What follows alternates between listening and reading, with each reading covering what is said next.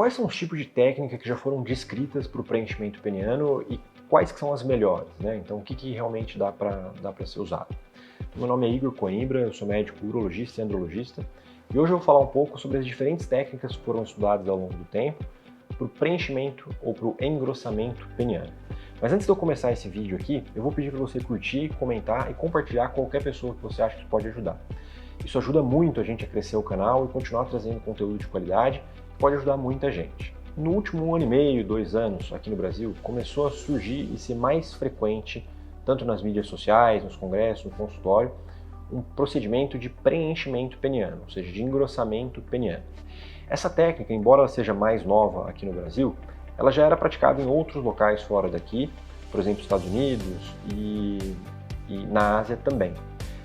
Aqui no Brasil, isso também já era feito, principalmente com outras técnicas, né? O que mudou nesse 1 ano e meio foi a chegada no mercado do preenchimento com ácido hialurônico.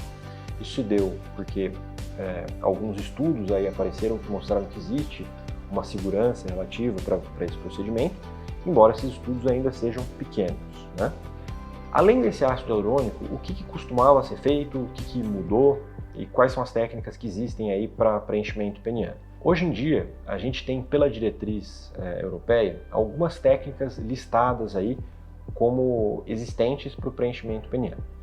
A primeira delas é essa que eu estou falando, do ácido hialurônico. Essa talvez seja a melhor e a mais segura. Então, é feita a injeção numa camada específica ali do pênis de ácido hialurônico e isso faz com que o membro acabe ganhando um pouco de circunferência, né?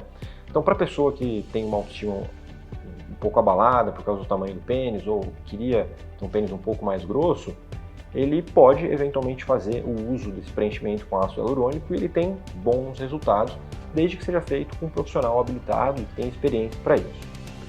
Outra técnica que existe e que era um pouco mais praticada antigamente, principalmente por cirurgião plástico, é o enxerto de gordura ali na região.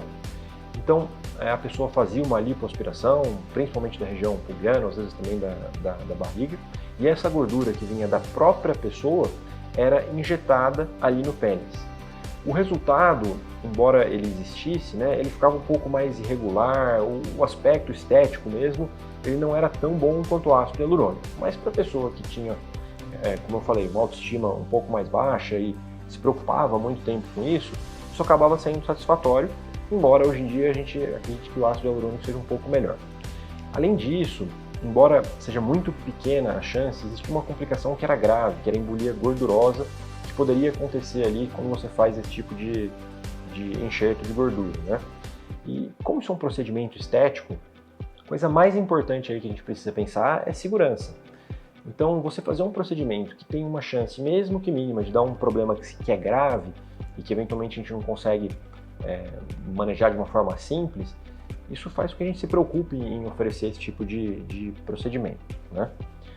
Outra técnica que existe, e é importante que vocês saibam que isso exista e sejam alertados para os riscos disso, são a injeção de polímeros que são sintéticos, né? Então, o mais famoso deles é o PMMA. O PMMA é um polímero sintético que alguns médicos aí de ética duvidosa colocavam no pênis do paciente também para ter esse efeito de engrossamento.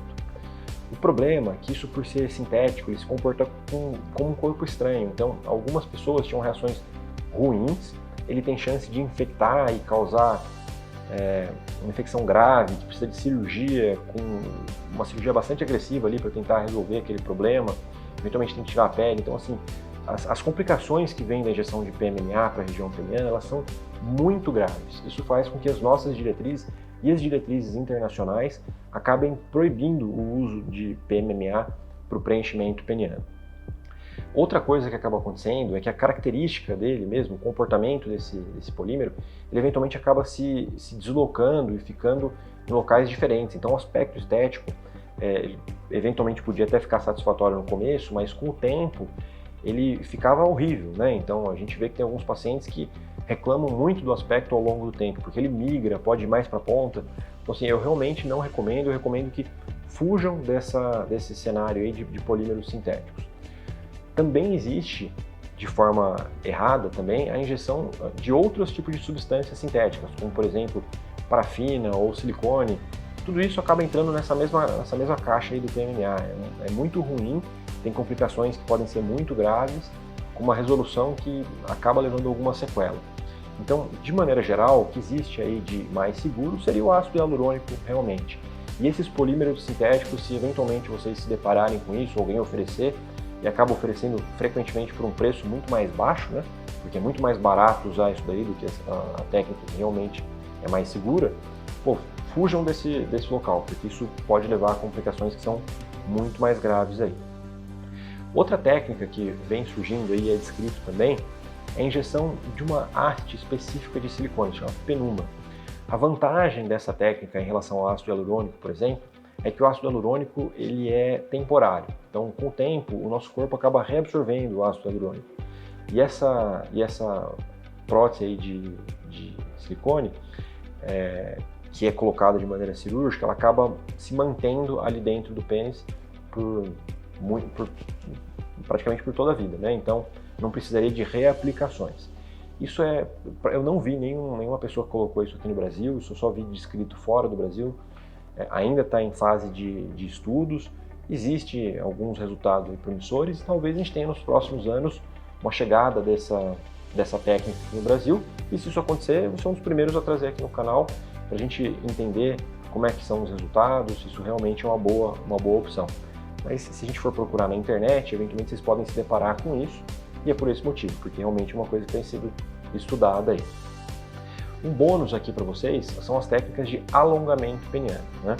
Então, de maneira geral, para uma pessoa que é saudável, só com um objetivo estético, a gente não recomenda nenhuma técnica de alongamento peniano, porque elas geralmente são cirúrgicas, bastante invasivas e podem ter algumas complicações. Então, elas são reservadas para realmente uma pessoa que tem algum problema aí, ou uma pessoa que tem um micropênis, ou eventualmente precisa de algum tipo de reconstrução, aí sim a gente usa essas técnicas, né? O que existe de não invasivo para o aumento do comprimento peniano seria a tração peniana, isso é descrito na literatura.